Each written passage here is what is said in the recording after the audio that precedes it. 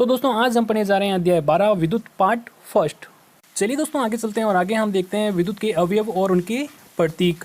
दोस्तों ये जो अवयव होते हैं, जो भी लेसन विद्युत से संबंधित होते हैं, उनमें ये बहुत काम आते हैं। तो चलिए देखते हैं। पहला विद्युत सेल। विद्युत सेल का प्रतीक आप देख सकते हैं राइट साइड में। इसमें एक ऊर्ध्वाधर बड़ी लाइन होती है, एक ऊर्ध्वाधर छोटी लाइन होती है। और जो ऊर्ध्वाधर जो बड़ी लाइन होती है उस साइड हमेशा क्या आता है, प्लस का चिन्ह आता है, और जो छोटी लाइन होती है उस साइड हमेशा माइनस का चिन्ह आता है। अब देखते हैं बैटरी अथवा सेलों का संयोजन। यानी जब आप सेलों को आपस में जोड़ देते हैं तो बैटरी बन जाती है। यानी सेलों के संयोजन को ही बैटरी कहते हैं। अब देखते हैं राइट साइड में इसका प्रतीक। तो यहाँ पे आप देख सकते हैं हमने यहाँ पे 3 सेल जोड़कर बैटरी बना दी है। यानी एक से अधिक आप सेल जोड़ देते हैं तो बैटरी बन जाती है। तो इसका प्रतीक आप देख सकते हैं यहाँ पे। और यहाँ पे बड़ी जो लाइन है उसकी तरफ हमने प्लस चिन्ह लगा रखा है, और जो छोटी लाइन है उसकी तरफ हमने माइनस चिन्ह लगा रखा है। अब देखते हैं प्लग, कुंजी अथवा स्विच।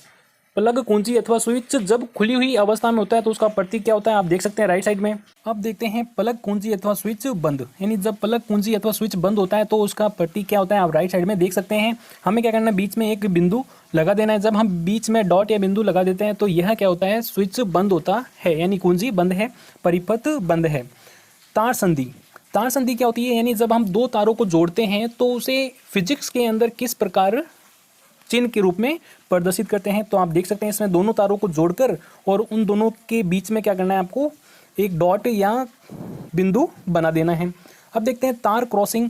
बिना संधि के तार। यानी आपने देखा होगा जब तार एक दूसरे के ऊपर क्रॉस करता है तो उसे फिजिक्स के अंदर किस प्रकार से प्रदर्शित करते हैं। तो आप देख सकते हैं राइट साइड में एक उसके लिए चिन्ह बनाया है। तो इसमें देख सकते हैं एक तार क्या जा रहा है, सीधा जा रहा है, और जो ऊपर से जो तार आ रहा है वो क्रॉस करके जा रहा है। तो ये होता है तार क्रॉसिंग। अब देखते हैं विद्युत बल्ब। तो विद्युत बल्ब का जो प्रतीक होता है वो आप देख सकते हैं यहाँ पे राइट साइड में। तो ये होता है विद्युत बल्ब का प्रतीक। अब हम देखते हैं प्रतिरोध या प्रतिरोधक। तो इसका आप चिन्ह देख सकते हैं राइट साइड में, हमने इसका चिन्ह बना रखा है। जितने भी दोस्तों विद्युत उपकरण होते हैं उनका कुछ ना कुछ प्रतिरोध होता है, जिसके कारण जब उनमें धारा प्रवाहित होती है तो वो ऊष्मा उत्पन्न करते हैं या गर्म हो जाते हैं। आपने हीटर देखा है जिसका उपयोग खाना पकाने में होता है, उसमें जो स्प्रिंग लगी होती है उसकी जो धातु होती है उसका प्रतिरोध बहुत ज़्यादा होता है। जब उसमें धारा प्रवाहित करते हैं तो बहुत ज़्यादा ऊष्मा उत्पन्न करती है, जिसके कारण खाना पक जाता है।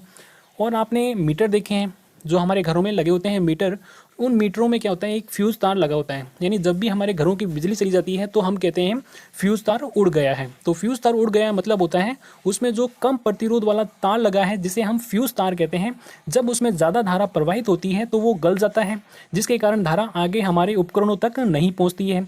तो इस कारण हमारे उपकरण क्या होते हैं, खराब होने से बच जाते हैं। हम देखते हैं परिवर्ती प्रतिरोधक अथवा धारा नियंत्रक। तो इसका आप चिन्ह देख सकते हैं राइट साइड में, हमने इसके 2 चिन्ह बना रखे हैं। दोनों में से आपको जो भी अच्छा लगता है वो आप बना सकते हैं। परिवर्ती प्रतिरोधक, जैसा कि नाम से ही पता चल रहा है, परिवर्ती प्रतिरोधक यानी यह एक ऐसी युक्ति होती है जब इसका विद्युत परिपथ में हम उपयोग करते हैं तो इसके द्वारा हम क्या करते हैं, प्रतिरोध को परिवर्तित कर सकते हैं। यानी अपनी इच्छा के अनुसार प्रतिरोध घटा या बढ़ा सकते हैं, जिसके द्वारा धारा क्या होती है, नियंत्रित हो जाती है। इसलिए इसका नाम रखा है धारा नियंत्रक। तो इसे परिवर्ती प्रतिरोधक भी कहते हैं और इसे धारा नियंत्रक भी कहते हैं। अब हम देखते हैं अमीटर। तो अमीटर में क्या होता है, इसका प्रतीक आप राइट साइड में देख सकते हैं। इसमें क्या होता है दोस्तों, इसमें आपको एक गोल सर्कल बनाना है और सर्कल के बीच में आपको इंग्लिश का अक्षर ए लिखना है और प्लस माइनस साइड में लगाने हैं। तो यह होता है ए मीटर का प्रतीक। अब देखते हैं वोल्ट मीटर। तो वोल्ट मीटर में क्या होता है, आप देख सकते हैं इसमें भी आपको एक गोल सर्कल बनाना है और इसमें आपको बीच में अंग्रेजी का अक्षर वी लिखना है और साइड में प्लस माइनस लगाने हैं। तो ये होता है वोल्ट मीटर का प्रतीक। चलिए दोस्तों आगे चलते हैं और आगे हम देखते हैं विद्युत परिपथ। तो विद्युत परिपथ क्या होता है, इसकी डेफिनेशन देख लेते हैं। किसी विद्युत धारा के सतत यानी लगातार तथा बंद पथ को विद्युत परिपथ कहते हैं। यानी ऐसा परिपथ जिसके अंदर धारा का लगातार प्रवाह हो रहा है और जो पथ है वो बंद है, कहीं से भी टूटा हुआ नहीं है, तो इसे हम क्या कहते हैं, विद्युत परिपथ कहते हैं। जैसा कि आप लेफ्ट साइड में देख सकते हैं, हमने यहाँ पे एक डायग्राम बना रखा है। इसमें बैटरी को विद्युत ऊर्जा के स्रोत में लिया है, बैटरी से फ्रिज जोड़ा है, फ्रिज से टीवी से एलईडी से हमने अमीटर जोड़ा है। अमीटर जो होता है विद्युत परिपथ में बहने वाली धारा का मापन करता है। आप देख सकते हैं यहाँ पे बैटरी के पास में जो वायर है वो टूटा हुआ है, जिसके कारण इसमें लगातार धारा का प्रवाह नहीं होगा, तो इसे हम विद्युत परिपथ नहीं कहेंगे। अगर इस वायर को हम जोड़ देंगे तो इसमें धारा का प्रवाह बहने लगेगा, तो इसे हम अब क्या कहेंगे, विद्युत परिपथ कहेंगे। अब इसे फिजिक्स के अंदर किस प्रकार प्रदर्शित करेंगे, तो आप राइट साइड में देख सकते हैं जो डायग्राम बना रखा है। इसमें आप देख सकते हैं हमने बैटरी का सिंबल लिया है और फिर हमने इसमें बल्ब जोड़ा है। आप चाहें तो और भी उपकरण जोड़ सकते हैं। और इसमें हमने अमीटर जोड़ा है, देख सकते हैं इसमें अमीटर जुड़ा हुआ है। और कुंजी जोड़ी है, कुंजी जोड़ी है। कुंजी क्या है, बंद अवस्था में है। अगर कुंजी बंद अवस्था में तो क्या होगा, परिपथ के अंदर विद्युत धारा का प्रवाह होगा। अगर कुंजी खुली हुई अवस्था में होती है तो परिपथ में विद्युत धारा का प्रवाह नहीं होगा। तो यहाँ पे कुंजी क्या है, बंद अवस्था में, तो इसमें परिपथ में धारा का प्रवाह होगा। तो दोस्तों इस प्रकार हम क्या करते हैं, किसी भी परिपथ को फिजिक्स के अंदर सिंबल के रूप में प्रदर्शित करते हैं। तो इसमें आप देख सकते हैं जो धारा का प्रवाह है वो प्लस से माइनस की ओर हो रहा है। यानी जो धारा का जो प्रवाह की दिशा होती है वो धनावेश के दिशा की ओर होती है। जो धनावेश के प्रवाह की दिशा होती है वही क्या होती है, धारा की दिशा होती है। चलिए दोस्तों आगे चलते हैं और आगे हम देखते हैं विद्युत धारा। तो विद्युत धारा की सबसे पहले हम डेफिनेशन देखते हैं। विद्युत आवेश के प्रवाह की दर को विद्युत धारा कहते हैं। विद्युत आवेश के प्रवाह की दर को विद्युत धारा कहते हैं। यहाँ पे जो शब्द आ रहा है दर, दर शब्द तभी आता है जब कोई राशि या इकाई समय से संबंधित या समय पर निर्भर होती है। तो यहाँ पे जो विद्युत धारा है वो समय पर निर्भर है। इसमें एक और शब्द है विद्युत आवेश, तो इसे भी समझ लेते हैं। पहले हम समझते हैं आवेश के बारे में। आवेश किसी पदार्थ का एक गुण होता है। जब पदार्थ को आपस में रगड़ते हैं तो उनके मध्य इलेक्ट्रॉनों का आदान प्रदान होता है, जिसके कारण पदार्थ पर एक चार्ज आ जाता है, जिसे आवेश कहते हैं। इस आवेश के कारण क्या होता है, पदार्थ के अंदर आकर्षण का गुण आ जाता है, जिसके कारण वह दूसरी वस्तुओं को आकर्षित करने लगता है। जैसा कि आपने छोटी क्लास में आपने जो स्केल होता है वो सिर पर रगड़ा होगा और फिर उसके पश्चात आपने उसके साथ कागज़ भी चिपकाए होंगे। तो वो क्यों चिपक जाते हैं, क्योंकि जब हम स्केल सिर के ऊपर रगड़ते हैं तो उस स्केल पर आवेश आ जाता है, जिसके कारण उस स्केल में आकर्षण का गुण आ जाता है। उसी कारण क्या होता है, वह कागज़ को अपनी ओर खींचता है और कागज़ उससे स्केल से चिपक जाते हैं। तो यह होता है आवेश। इस प्रकार क्या होता है, आवेश उत्पन्न होता है। चूँकि यहाँ पर आवेश है वो विद्युत धारा के कारण उत्पन्न होता है, इस कारण इस आवेश को हम क्या कहते हैं, विद्युत आवेश कहते हैं। तो दोस्तों विद्युत धारा के कारण उत्पन्न आवेश को विद्युत आवेश कहते हैं। अब देखते हैं आगे। इसका मात्रक एम्पियर होता है, यानी जो विद्युत धारा होती है उसका मात्रक क्या होता है, एम्पियर होता है, जो आंद्रे मैरी एम्पियर नामक वैज्ञानिक के सम्मान में रखा गया। यानी एक वैज्ञानिक थे आंद्रे मैरी एम्पियर, जिन्होंने विद्युत धारा पर कार्य किया था। उन्हीं के सम्मान में विद्युत धारा का मात्रक एम्पियर रखा गया है। तो दोस्तों विद्युत धारा का सूत्र होता है I बराबर Q/T। इसी सूत्र से हम क्या करेंगे, दो सूत्र और बनाएंगे। तो देखते हैं कैसे बनाएंगे। तो आपको करना क्या है, जो Q के नीचे जो बटे में T है उसको ऊपर की ओर दूसरी साइड ले जाना है। तो जब भी बटे वाली संख्या ऊपर की ओर दूसरी साइड जाती है तो वह गुणा में जाती है। तो हमने यहाँ पे क्या कर दिया, I/T बराबर Q। तो अब इसे हम क्या करते हैं, उल्टा करके लिख लेते हैं, Q बराबर I/T, ताकि यह अच्छा लगे। तो Q बराबर I/T, यह क्या हो गया, विद्युत आवेश का सूत्र हो गया। अब देखते हैं समय का सूत्र।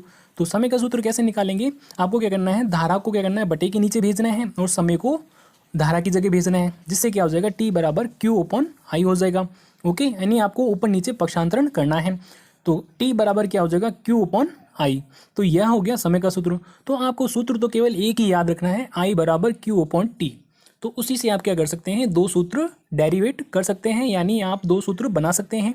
तो आपको तीनों सूत्र याद रखने की जरूरत नहीं है, आपको केवल एक सूत्र याद रखना है, I बराबर Q/T। यहाँ पे जो सूत्र है I बराबर Q/T। अब हम इससे क्या करते हैं, विद्युत धारा की एक और डेफिनेशन बनाते हैं।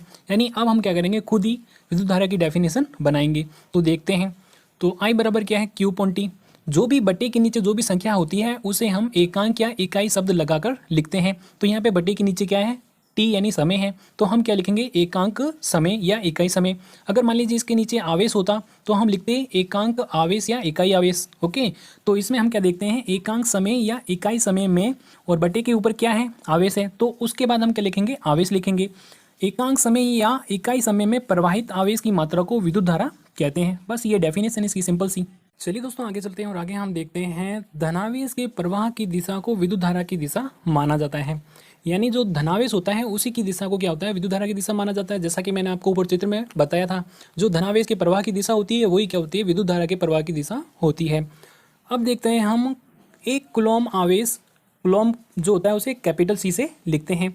एक कूलॉम आवेश लगभग 6 × 10⁻18 इलेक्ट्रॉनों में समय आवेश के तुल्य होता है और एक इलेक्ट्रॉन पर आवेश 1.6 × 10⁻−19 कूलॉम होता है। C को हम क्या पढ़ते हैं, कूलॉम। तो अब आपकी दिक्कत आ सकती है, यहाँ पे 10 की घात 18, 10 की घात -19 क्या है? तो पहले इसे समझ लेते हैं। यहाँ पे लिखा है 6 इंटू 10 की घात 18, तो 10 की घात 18 का मतलब है एक के आगे 18 जीरो लगे हुए हैं, वो भी क्या है, गुणा में है, यानी 6 इंटू इंटू तो आ गया इसमें, और फिर एक के आगे 18 जीरो। तो इसे इस प्रकार इतनी बड़ी संख्या अगर हम लिखते तो वो बहुत बड़ी हो जाती है और वो लिखते समय हमें दिक्कत आती, इसलिए हमने क्या है इसे शॉर्ट में लिखा है 6 इंटू 10 की घात 18। इस प्रकार कोई भी इतनी बड़ी संख्या होती है तो उसे हम फिजिक्स के अंदर या केमिस्ट्री के अंदर शॉर्ट में लिखते हैं।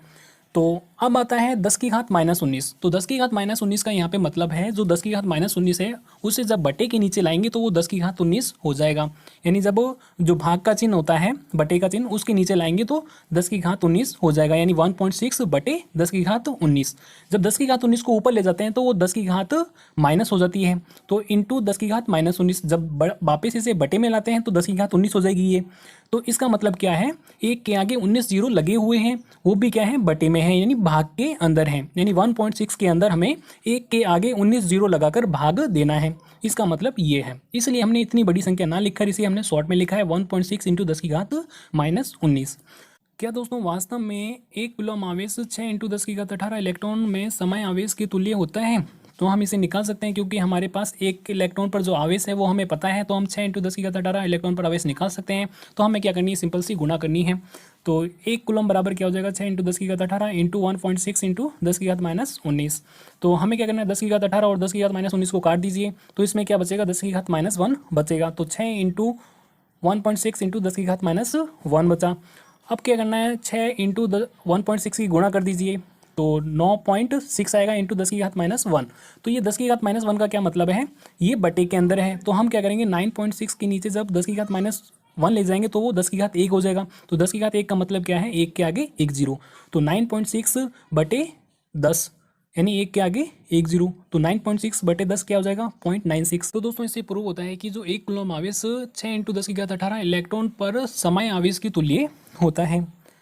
अब चलते हैं आगे और आगे देखते हैं हम विद्युत धारा मापने के लिए जिस यंत्र का उपयोग किया जाता है उसे अमीटर कहते हैं। इसे सदैव परिपथ में श्रेणी क्रम में लगाते हैं, जैसा कि मैंने आपको ऊपर चित्र में बताया था, जो अमीटर के बारे में बताया था। अमीटर को क्या होता है, श्रेणी क्रम में लगाते हैं और उसका उपयोग परिपथ में धारा मापने के लिए किया जाता है। विद्युत धारा मापने के लिए जिस यंत्र का उपयोग किया जाता है उसे अमीटर कहते हैं। इसे सदैव परिपथ में श्रेणी क्रम में लगाते हैं। चलिए दोस्तों आगे चलते हैं और आगे हम देखते हैं एक क्वेश्चन, तो इसे भी हम सॉल्व कर लेते हैं। किसी विद्युत बल्ब के तंतु मतलब होता है जो बल्ब होता है उसके अंदर क्या होता है, एक स्प्रिंग टाइप का एक धातु का तार लगा होता है, उसे यहाँ पे तंतु कहा गया है। किसी विद्युत बल्ब के तंतु में से 0.5 एम्पियर, ए को हम पढ़ते हैं एम्पियर, यानी जो एम्पियर जो विद्युत धारा का मात्रक होता है उसे हम शॉर्टकट में लिखते हैं कैपिटल ए। किसी विद्युत बल्ब के तंतु में से 0.5 एम्पियर विद्युत धारा 10 मिनट तक प्रवाहित होती है। विद्युत परिपथ से प्रवाहित विद्युत आवेश का परिमाण ज्ञात कीजिए। तो हमें क्या निकालना है, विद्युत आवेश निकालना है। तो चलिए अब इसका आंसर देखते हैं। तो आंसर में दिया क्या है, पहले आपको वो लिखना है। विद्युत धारा हमें दे रखी है 0.5 एम्पियर, समय हमें दे रखा है 10 मिनट। तो ये दोस्तों ध्यान रखना है एक बात, जो समय होगा वो हमेशा सेकंड में लेना है, यानी विद्युत धारा का जो क्वेश्चन आता है उसमें समय आपको सेकंड के अंदर लेना है। तो यहाँ पे समय दे रखा है मिनट में, तो इसे हमें कन्वर्ट करना है सेकंड में। तो एक मिनट में कितने होते हैं, 60 सेकंड। तो 60 इंटू 10 कितने हो जाएंगे, 600 सेकंड, यानी 10 मिनट में 600 सेकंड होते हैं। तो समय बराबर क्या हो जाएगा, 600 सेकंड। अब देखते हैं हम आगे चलते हैं, आगे देखते हैं हम I बराबर Q अपॉन टी। तो विद्युत धारा का सूत्र क्या होता है, I बराबर Q अपॉन टी। लेकिन हमें निकालना क्या है, विद्युत आवेश। तो अब आपको क्या करना है, विद्युत आवेश का आप सूत्र बना लीजिए। तो यहाँ पे आपको क्या करना है, जो टी है दूसरी साइड ऊपर भेजना है, तो वो गुणा में आ जाएगा। तो I इंटू टी बराबर Q, तो Q बराबर क्या हो जाएगा, I इंटू टी। तो Q बराबर I इंटू टी में क्या है, आपको जो आपको मान दे रखे हैं वो आप रख दीजिए। तो I हमें कितना दे रखा है, 0.5, और T कितना है, इंटू 600 सेकेंड। अब इसकी क्या करनी है, आपको गुणा करनी है। 0.5 है, जो 0.5 दे रखा है, अगर आप उसका पॉइंट हटा देंगे तो बटे के नीचे क्या आ जाएगा, 10 आ जाएगा। यानी पॉइंट के पीछे जितनी भी संख्या होती है, अगर पॉइंट हटा देते हैं तो उसके पीछे जितनी भी संख्या होती है उतनी नीचे जीरो, एक के आगे उतने ही जीरो लग जाते हैं। तो यहाँ पे क्या है, पॉइंट के पीछे एक संख्या है, तो हम क्या करेंगे, पॉइंट हटा के बटे में 10 लिख देंगे, यानी एक के आगे एक जीरो लिख देंगे। अब हम क्या करना है, जो जीरो से जीरो कट जाएगा, यानी जो 600 में जो जीरो है एक जीरो कट जाएगा, जो बटे में जीरो है उससे एक जीरो कट जाएगा। तो एक जीरो से एक जीरो कट गया है, एक बटे में एक गुणा में। अब बचा क्या है, 5 इंटू 60। तो 5 × 60 कितना होता है 300। तो यहाँ पे आवेश कितना आ जाएगा 300 कूलॉम। चलिए दोस्तों आगे चलते हैं और आगे हम देखते हैं विद्युत धारा के मात्रक की परिभाषा। तो विद्युत धारा की मात्रा की परिभाषा क्या होती है वो देख लेते हैं। जब किसी विद्युत परिपथ में 1 कूलॉम आवेश 1 सेकंड तक प्रवाहित होता है तो उसमें बहने वाली धारा का मान 1 एम्पियर होता है। तो ये है विद्युत धारा के मात्रक की परिभाषा। जब किसी विद्युत परिपथ में 1 कूलॉम आवेश 1 सेकंड तक प्रवाहित होता है तो उसमें बहने वाली धारा का मान 1 एम्पियर होता है। तो इसे हम गणना करके भी इसे प्रूव कर सकते हैं। तो विद्युत धारा का सूत्र क्या होता है, I = Q/T। तो Q कितना दे रखा है 1 कूलॉम और समय कितना दे रखा है 1 सेकंड। तो I बराबर क्या हो जाएगा 1/1। तो I बराबर क्या हो जाएगा 1 एम्पियर। तो क्या होता है दोस्तों, जब किसी विद्युत परिपथ में 1 कूलॉम आवेश 1 सेकंड तक प्रवाहित होता है तो उसमें बहने वाली धारा का मान 1 एम्पियर होता है। तो ये है विद्युत धारा के मात्रक की परिभाषा। तो चलिए दोस्तों आगे चलते हैं और आगे हम देखते हैं विद्युत विभवांतर। तो सबसे पहले हम इसकी डेफिनेशन देखते हैं। एकांक आवेश जिसे हम लिखते हैं Q से, आवेश को हम Q से लिखते हैं। एकांक आवेश को विद्युत परिपथ में एक बिंदु से दूसरे बिंदु तक ले जाने में किया गया कार्य, जो कार्य होता है उसे हम W से, कैपिटल W से लिखते हैं। किया गया कार्य विद्युत विभवांतर के बराबर होता है। यानी एकांक आवेश को विद्युत परिपथ में एक बिंदु से दूसरे बिंदु तक ले जाने में किया गया कार्य विद्युत विभवांतर के बराबर होता है। अब इसमें एक शब्द आ रहा है एकांक। जिस भी राशि के आगे एकांक शब्द आता है तो वह राशि सूत्र के अंदर, जब हम सूत्र का निर्माण करते हैं तो वह राशि सूत्र के अंदर बटे या भाग के चिन्ह के नीचे आती है। और एकांक राशि के जस्ट बाद जो राशि आती है वो बटे के ऊपर जाती है। तो जस्ट बाद कौन सी राशि आ रही है इसमें, कार्य। तो कार्य जो राशि है वो एकांक आवेश के बाद आ रही है तो वो क्या होगी, बटे के ऊपर जाएगी। फिर बात आती है विद्युत विभवांतर के बारे में। जो विद्युत विभवांतर होता है वो किए गए कार्य के बराबर होता है। हमें क्या करना है, बटे के नीचे Q लिखना है और बटे के ऊपर W लिखना है, फिर बराबर करके हमें विद्युत विभवांतर लिखना है। विद्युत विभवांतर को हम डेल्टा V से लिखते हैं। यहाँ पे जो V के आगे जो चिन्ह लगा है उसे हम डेल्टा कहते हैं। तो ये क्या हो जाता है डेल्टा V। तो डेल्टा V बराबर क्या हो जाएगा W/Q। तो ये बन जाता है डेफिनेशन से सूत्र। तो डेल्टा V बराबर क्या हो जाएगा W/Q। और आप चाहें तो विद्युत विभवांतर को डेल्टा V की जगह केवल V से भी लिख सकते हैं। अगर आपको केवल V लिखना है तो आप V भी लिख सकते हैं। तो V बराबर क्या हो जाएगा W/Q। तो ये हो जाता है विद्युत विभवांतर का सूत्र। और आप इस सूत्र के द्वारा डेफिनेशन भी बना सकते हैं। यानी जो बटे के नीचे जो राशि आती है उसके आगे हम एकांक लगाते हैं। तो बटे के नीचे क्या है आवेश, तो इसके आगे हम क्या लगाएंगे एकांक आवेश। फिर हम लिखेंगे एकांक आवेश को विद्युत परिपथ में एक बिंदु से दूसरे बिंदु तक ले जाने में किया गया कार्य। तो बटे के ऊपर कौन सा है कार्य, तो उसके बाद हमें क्या लिखना है, दूसरी राशि लिखनी है कार्य। फिर लिखना है किसके बराबर होता है वो लिखना है। तो यह विद्युत विभवांतर के बराबर होता है। इस प्रकार आप क्या कर सकते हैं, सूत्र से डेफिनेशन भी बना सकते हैं। चलिए दोस्तों अब हम क्या करते हैं, विद्युत विभवांतर को चित्र के द्वारा भी समझ लेते हैं, जो कि हमने राइट साइड में बना रखा है। तो इसमें आप देख सकते हैं इसमें धारा का प्रवाह हो रहा है। तो यह एक विद्युत परिपथ है या धातु का तार हो सकता है जिसमें धारा का प्रवाह हो रहा है। तो इसमें आप देख सकते हैं इसमें एकांक आवेश हमने Q लिया है। यानी जो धातु का तार होता है या विद्युत परिपथ होता है उसके अंदर क्या होते हैं, आवेश होता है। तो उसके अंदर जब धारा का प्रवाह होता है तो उस धारा के द्वारा एकांक आवेश को एक बिंदु से दूसरे बिंदु तक ले जाने में जो कार्य किया जाता है वह विद्युत विभवांतर के बराबर होता है। एक बिंदु से दूसरे बिंदु का मतलब होता है एक जगह से दूसरी जगह तक। तो इसमें आप देख सकते हैं इसमें जो आवेश है Q उसको एक बिंदु से दूसरे बिंदु तक ले जाया जा रहा है। तो इसे ले जाने में जो कार्य किया जाता है वो विद्युत विभवांतर के बराबर होता है।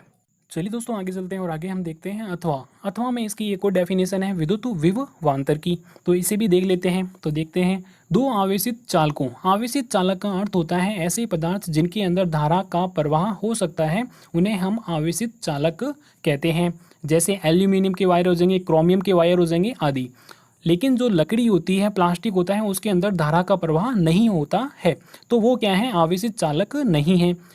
तो देखते हैं इसकी डेफिनेशन। दो आवेशित चालकों के विद्युत विभवों के अंतर को विद्युत विभवांतर कहते हैं। तो दो आवेशित चालकों के जो विभव का जो अंतर होता है उसे ही हम क्या कहते हैं, विद्युत विभवांतर कहते हैं।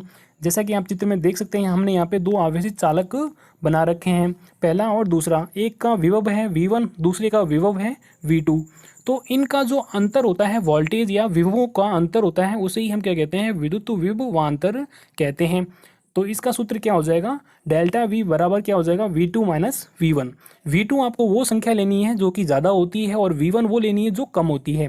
मान लीजिए पहले वायर का वोल्टेज 5 वोल्ट है और दूसरे का वोल्टेज 10 वोल्ट है, तो आपको क्या करना है, डेल्टा V बराबर क्या हो जाएगा, V2 माइनस V1 बराबर क्या हो जाएगा, 10 माइनस 5, तो बराबर में कितना आ जाएगा, 5। तो विद्युत विभवांतर कितना आ जाएगा, 5 वोल्ट। तो इस प्रकार आप विद्युत विभवांतर निकाल सकते हैं।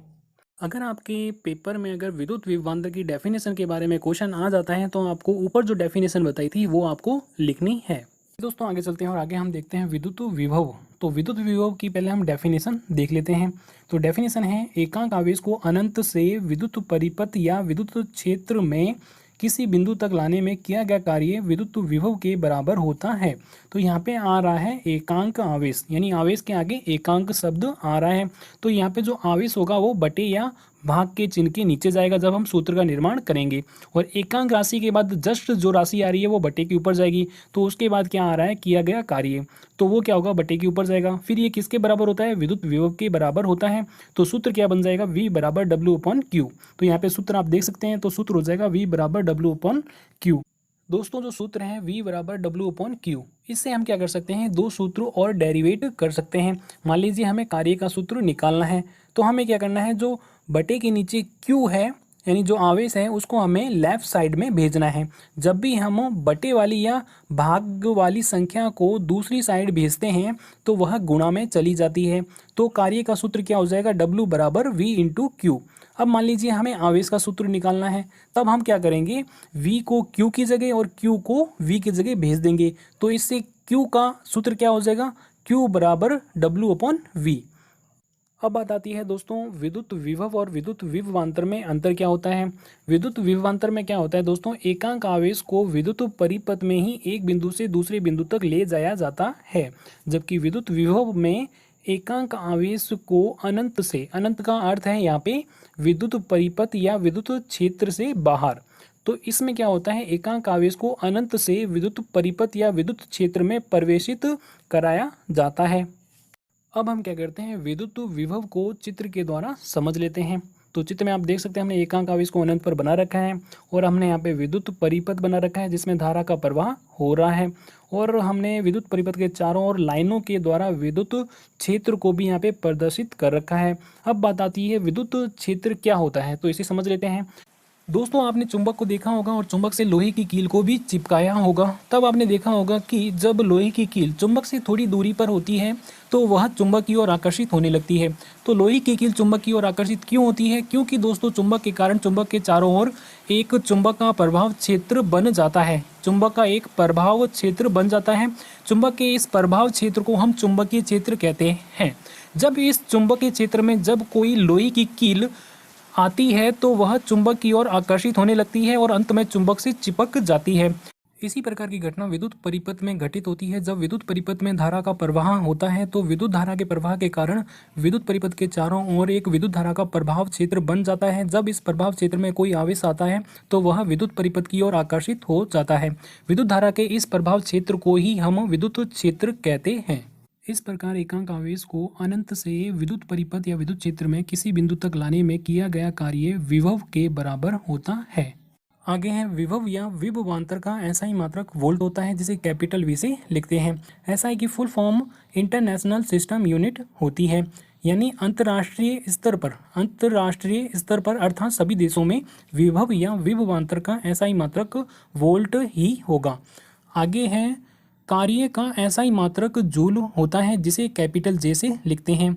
आवेश का एसआई मात्रक कूलॉम होता है जिसे कैपिटल C से लिखते हैं। चलिए दोस्तों आगे चलते हैं और आगे हम देखते हैं वोल्ट मीटर। तो वोल्ट मीटर की डेफिनेशन देख लेते हैं। विद्युत परिपथ में विभव या विभवांतर मापने के लिए जिस यंत्र या उपकरण का उपयोग किया जाता है उसे वोल्ट मीटर कहते हैं।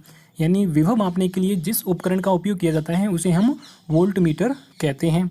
वोल्ट मीटर को सदैव उन बिंदुओं से समांतर क्रम में संयोजित करते हैं जिनके बीच विभवांतर मापना होता है। यानी जिन बिंदुओं के बीच हमें विभवांतर मापना होता है उन बिंदुओं के समांतर क्रम में हम वोल्ट मीटर को लगाते हैं।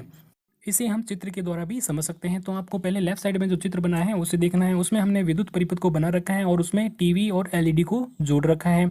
किसी भी विद्युत उपकरण को आपको विद्युत परिपथ के अंदर प्रतिरोध के चिन्ह के द्वारा प्रदर्शित करना है। तो हमने टीवी और एलईडी को यहाँ पे प्रतिरोध के चिन्ह के द्वारा प्रदर्शित कर रखा है। अब मान लीजिए हमें टीवी पर विभवांतर ज्ञात करना है। तो आपको क्या करना है, टीवी के जो अंतिम दो बिंदु होते हैं उनके बीच में, उन दो बिंदुओं के बीच में आपको वोल्ट मीटर को लगा देना है समांतर क्रम में।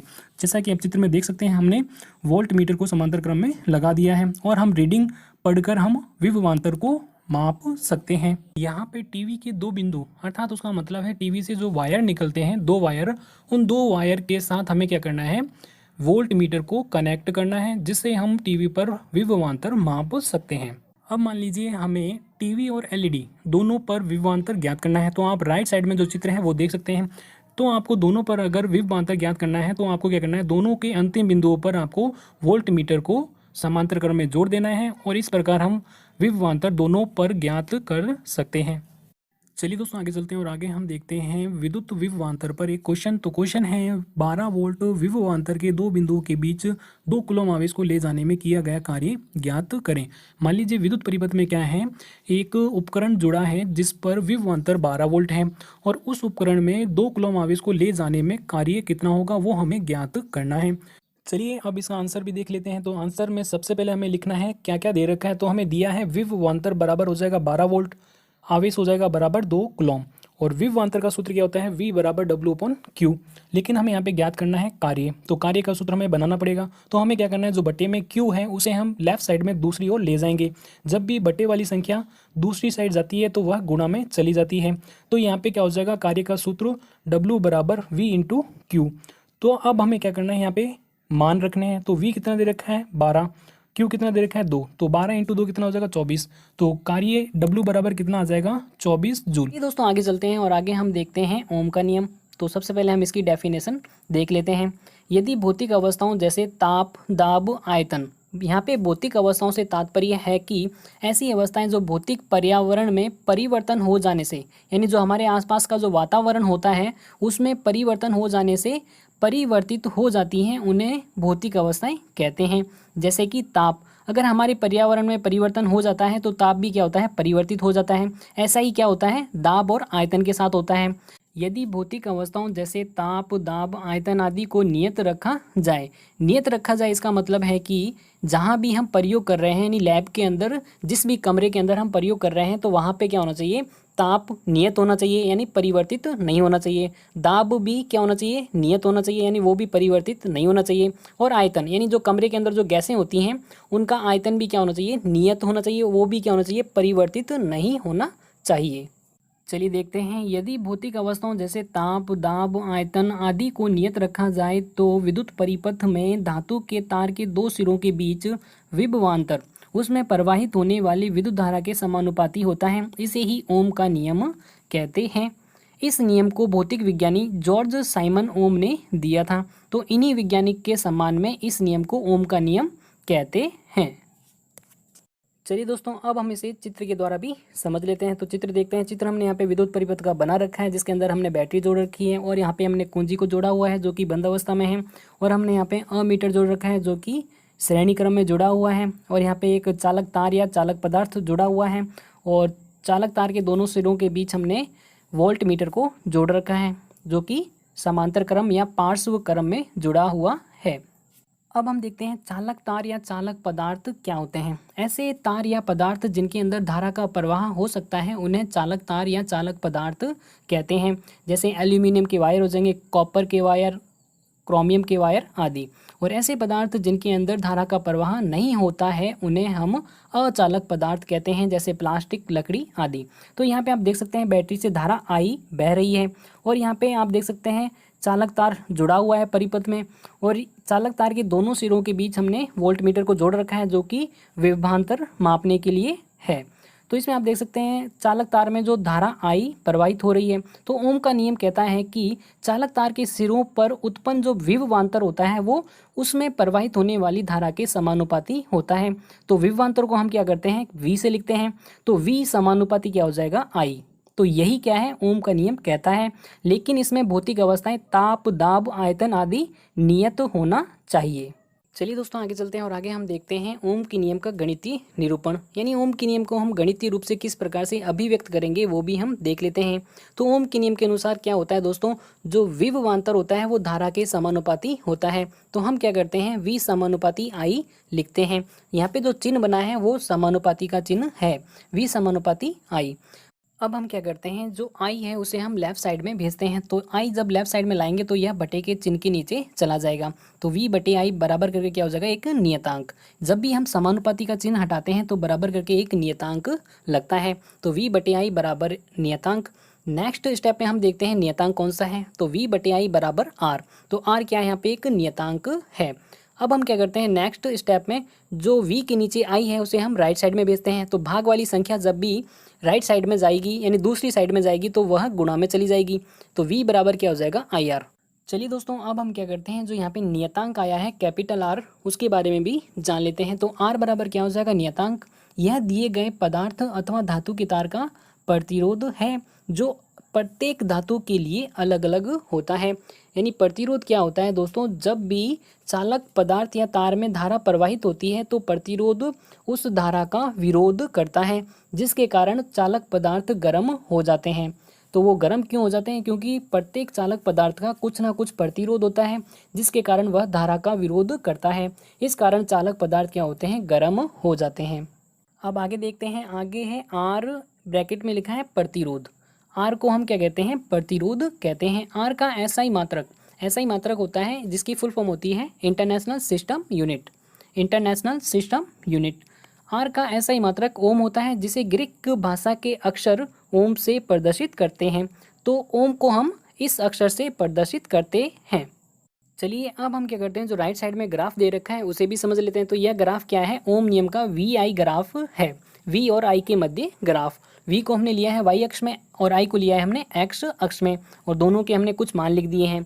जब भी दो राशियां एक दूसरे के समानुपाती होती हैं तो उनका ग्राफ एक सीधी लाइन आता है, जैसा कि आप ग्राफ में देख सकते हैं। तो यहाँ पे क्या है, V समानुपाती I है। इस प्रकार जब भी दो राशियां एक दूसरे के समानुपाती होती हैं तो उनका ग्राफ एक सीधी लाइन आता है।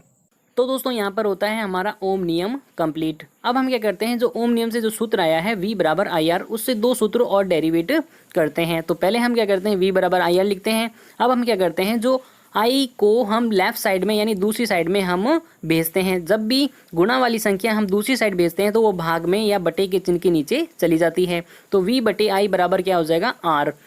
जो भी राशि हम निकालते हैं उसे हम लेफ्ट साइड में रखते हैं। तो हम इसे क्या करते हैं, अब उल्टा करके लिख लेते हैं। तो R बराबर क्या हो जाएगा, V बटे I, क्योंकि जो भी राशि हम निकालते हैं उसे हम लेफ्ट साइड में रखते हैं। तो R बराबर V बटे I। चलिए दोस्तों अब हम क्या करते हैं, दूसरे सूत्र का भी निर्माण करते हैं। तो V बराबर क्या होता है, IR। हम क्या करते हैं, जो R है उसे हम लेफ्ट साइड में ले जाते हैं। जब भी गुणा वाली संख्या दूसरी साइड ले जाते हैं तो वो भाग में जाती है। तो V बटे R बराबर I। अब हम इसे क्या करते हैं, उल्टा करके लिख लेते हैं, I बराबर V बटे R। चलिए दोस्तों आगे चलते हैं और आगे हम देखते हैं प्रतिरोध के मात्रक की परिभाषा। तो देखते हैं प्रतिरोध के मात्रक की परिभाषा। यदि किसी चालक अथवा धातु के तार के दोनों सिरों के बीच विभवांतर 1 वोल्ट है तथा उसमें प्रवाहित विद्युत धारा का मान 1 एम्पियर है तो उस चालक का प्रतिरोध 1 ओम होगा। तो यह है प्रतिरोध के मात्रक की परिभाषा। मान लीजिए कोई विद्युत परिपथ है और उसमें कोई चालक तार जुड़ा हुआ है और उस चालक तार पर जो विभवांतर है वो 1 वोल्ट है और उस चालक में प्रवाहित विद्युत धारा का मान 1 एम्पियर है, तब उस चालक का प्रतिरोध 1 ओम होगा। यह प्रतिरोध के मात्रक की परिभाषा है। चलिए दोस्तों अब हम क्या करते हैं, इसे चेक कर लेते हैं सूत्र के द्वारा क्या वास्तव में ऐसा होता है। तो सूत्र है R बराबर V बटे I। तो हमने ये सूत्र कहाँ से निकाला है, जो ओम नियम का जो सूत्र होता है V बराबर IR। तो V बराबर IR से हमने निकाला है R बराबर V बटे I। अब हम क्या करते हैं, इसमें मान रखते हैं। तो V का मान कितना है, 1 वोल्ट, और धारा का मान कितना है, 1 एम्पियर। तो R बराबर क्या हो जाएगा, 1 बटे 1। तो R बराबर क्या आ जाएगा इसमें, 1 ओम। तो इससे सिद्ध होता है कि जब भी चालक या धातु के तार के सिरों पर विभवांतर का मान 1 वोल्ट होता है और उसमें प्रवाहित धारा का मान 1 एम्पियर होता है तो उस चालक पदार्थ का प्रतिरोध 1 ओम होता है। चलिए दोस्तों आगे चलते हैं और आगे हम देखते हैं परिवर्ती प्रतिरोध या धारा नियंत्रक। तो इसकी डेफिनेशन देख लेते हैं। विद्युत परिपथ में प्रतिरोध को परिवर्तित करने के लिए एक अवयव अथवा युक्ति का उपयोग किया जाता है जिसे परिवर्ती प्रतिरोध कहते हैं। जैसा कि नाम से भी स्पष्ट है, परिवर्ती प्रतिरोध यानी इस युक्ति का उपयोग करके हम विद्युत परिपथ में प्रतिरोध को परिवर्तित कर सकते हैं। चलिए आगे चलते हैं। परिवर्ती प्रतिरोध के द्वारा विद्युत परिपथ में विद्युत स्रोत कुछ भी हो सकता है, जैसे बैटरी। विद्युत स्रोत की वोल्टता बदले बिना ही धारा का नियंत्रण किया जा सकता है, अतः इसे धारा नियंत्रक भी कहते हैं। यानी इस युक्ति का, यानी जो परिवर्ती प्रतिरोध होता है, परिवर्ती जो प्रतिरोध युक्ति होती है, उसका उपयोग करके हम विद्युत परिपथ में वोल्टेज को बदले बिना ही, यानी वोल्टेज को बदले बिना ही हम धारा का नियंत्रण कर सकते हैं। इस कारण इसे हम क्या कहते हैं, धारा नियंत्रक भी कहते हैं। नीचे आप देख सकते हैं हमने यहाँ पे परिवर्ती प्रतिरोध या धारा नियंत्रक का चिन्ह बना रखा है। इन चिन्हों के द्वारा ही विद्युत परिपथ में हम परिवर्ती प्रतिरोध या धारा नियंत्रक को प्रदर्शित करते हैं। अगर दोस्तों आपके परिवर्ती प्रतिरोध की डेफिनेशन आती है तो आपको ऊपर वाली डेफिनेशन लिखनी है, और अगर आपके धारा नियंत्रक की डेफिनेशन आती है तो आपको नीचे वाली डेफिनेशन लिखनी है। चलिए दोस्तों आगे चलते हैं और आगे हम देखते हैं ओम नियम पर आधारित कुछ क्वेश्चन। तो हम पहले देखते हैं पहला क्वेश्चन। तो पहले क्वेश्चन के अंदर दो क्वेश्चन हैं, ए और बी। पहले हम देखते हैं ए। यदि किसी विद्युत बल्ब के तंतु, यहाँ पे विद्युत बल्ब के तंतु का तात्पर्य है कि जो बल्ब होता है उसके अंदर क्या होता है, स्प्रिंग टाइप का एक तार होता है, उसे हम विद्युत बल्ब का तंतु कहते हैं। यदि किसी विद्युत बल्ब के तंतु का प्रतिरोध 1200 ओम है तो यह 220 वोल्ट स्रोत से कितनी विद्युत धारा लेगा। बी क्वेश्चन देखते हैं। यदि किसी विद्युत हीटर की कुंडली का प्रतिरोध, यानी जो विद्युत हीटर होता है उसके अंदर जो स्प्रिंग टाइप की जो कुंडली होती है उसे ही हम क्या कहते हैं, विद्युत हीटर की कुंडली कहते हैं। यदि किसी विद्युत हीटर की कुंडली का प्रतिरोध 100 ओम है तो यह विद्युत हीटर 220 वोल्ट स्रोत से कितनी धारा लेगा। यानी जो हमारे घरों में जो धारा आती है वो 220 वोल्ट की आती है। तो दोस्तों यहाँ पे जो दो क्वेश्चन हैं वो दोनों एक दूसरे से संबंधित नहीं है, क्योंकि एक में दे रखा है विद्युत बल्ब और एक के अंदर दे रखा है विद्युत हीटर। तो हम इन दोनों को अलग अलग हल करेंगे। चलिए दोस्तों आगे चलते हैं और आगे हम देखते हैं इसका आंसर। तो सबसे पहले हम देखते हैं ए का आंसर। तो पहले हमें लिखना है ए में क्या क्या दे रखा है। तो हमें दिया है प्रतिरोध, जिसे हम लिखते हैं कैपिटल आर से बराबर 1200 ओम। फिर हमें दे रखा है विभवांतर, जिसे हम लिखते हैं कैपिटल वी से बराबर 220 वोल्ट। ज्ञात करना है आई, यानी हमें विद्युत धारा ज्ञात करनी है। फिर आता है ओम नियम से सूत्र। तो ओम नियम से क्या सूत्र आता है, वी का, वी बराबर आई आर। हमें ज्ञात करना है धारा, तो हम यहाँ पे धारा का सूत्र पहले बनाएंगे। तो इसके लिए हम क्या करेंगे, जो आर गुणा में दे रखा है उसे दूसरी साइड जब ले जाएंगे तो वह बटे के नीचे आ जाएगा। तो आई का सूत्र क्या हो जाएगा, वी बटे आर बराबर आई। जो भी हम राशि निकालते हैं उसे हम लेफ्ट साइड में रखते हैं, तो इसे हम उल्टा करके लिख लेंगे। तो आई बराबर क्या हो जाएगा, वी बटे आर। अब हमें इसमें मान रखने हैं। तो वी कितना दे रखा है, 220 वोल्ट, और आर कितना दे रखा है, 1200 ओम। अब हमें क्या करना है, इसमें भाग देना है। तो 0 से 0 कट जाएगा, फिर बचेगा 22 बटे 120। अब हमें क्या करना है, 22 में 120 का भाग देना है। तो इसमें आंसर आएगा 0.18 एम्पियर। एक का अर्थ होता है एम्पियर। तो आई कितना आ जाएगा, 0.18 एम्पियर। तो जो विद्युत बल्ब का तंतु होगा उसके अंदर 0.18 एम्पियर विद्युत धारा प्रवाहित होगी। अब देखते हैं क्वेश्चन बी। तो क्वेश्चन ए का आंसर हल करने के बाद आपको उसके जस्ट नीचे से एक दो लाइन छोड़ के आपको स्टार्ट करना है क्वेश्चन बी का आंसर बी। तो सबसे पहले हमें लिखना है क्या क्या दे रखा है। तो इसमें हमें प्रतिरोध दे रखा है, जिसे हम लिखते हैं कैपिटल आर से बराबर 100 ओम। विभवांतर हमें दे रखा है बराबर 220 वोल्ट। ज्ञात करना है हमें विद्युत धारा। तो ओम नियम से सूत्र क्या आता है, वी बराबर आई आर। आई ज्ञात करना है तो आई का सूत्र बनाएंगे। तो आई का सूत्र क्या हो जाएगा, आई बराबर वी बटे आर। तो वी और आर का हमें मान रखना है। वी कितना दे रखा है, 220 वोल्ट, और आर कितना दे रखा है, 100 ओम। फिर क्या आ जाएगा, 0 से 0 कट जाएगा। आई बराबर क्या हो जाएगा, 22 बटे 10। 22 के अंदर 10 का भाग देंगे तो आ जाएगा आई बराबर 2.2 एम्पियर। दोस्तों जो एम्पियर होता है वह विद्युत धारा का मात्रक होता है, जिसे हम लिखते हैं कैपिटल ए से। तो आप यहाँ पे दोनों क्वेश्चनों के आंसरों का कंपैरिजन कर सकते हैं। दोनों में क्या है, प्रतिरोध अलग अलग है, जबकि जो विभवांतर है दोनों में समान है। तो दोस्तों प्रतिरोध परिवर्तित करने से क्या होता है, उसमें धारा भी परिवर्तित हो जाती है।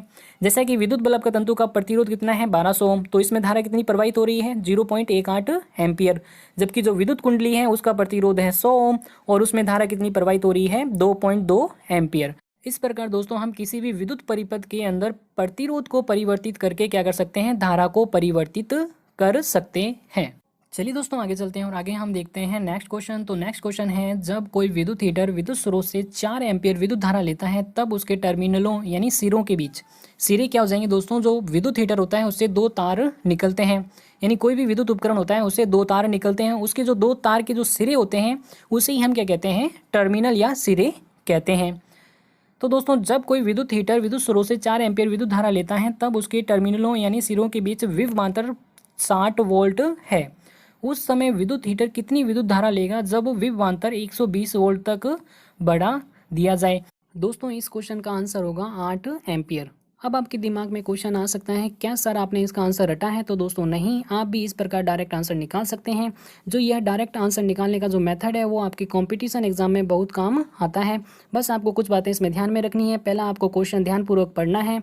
दूसरी बात है उपकरण के बारे में, तो उपकरण क्या होना चाहिए, परिवर्तित नहीं होना चाहिए, यानी पहले जो उपकरण ले रखा है बाद में भी क्या होना चाहिए, वो ही होना चाहिए क्वेश्चन के अंदर। तो आप देख सकते हैं पहले विद्युत हीटर ले रखा है जिस पर विभवांतर कितना है, 60 वोल्ट है, और उसमें प्रवाहित धारा कितनी है, 4 एम्पियर है। फिर हमने क्या किया है, उसमें विभवांतर को परिवर्तित कर दिया गया है। विभवांतर हमने कितना कर दिया, 120 वोल्ट। अब हमें ज्ञात करना है धारा कितनी प्रवाहित होगी। अब बात आती है दोस्तों इसका डायरेक्ट आंसर कैसे निकालेंगे। तो दोस्तों आप ऊपर ओम नियम पढ़ चुके हैं जिसके अनुसार विभवांतर समानुपाती होता है विद्युत धारा यानी V समानुपाती I।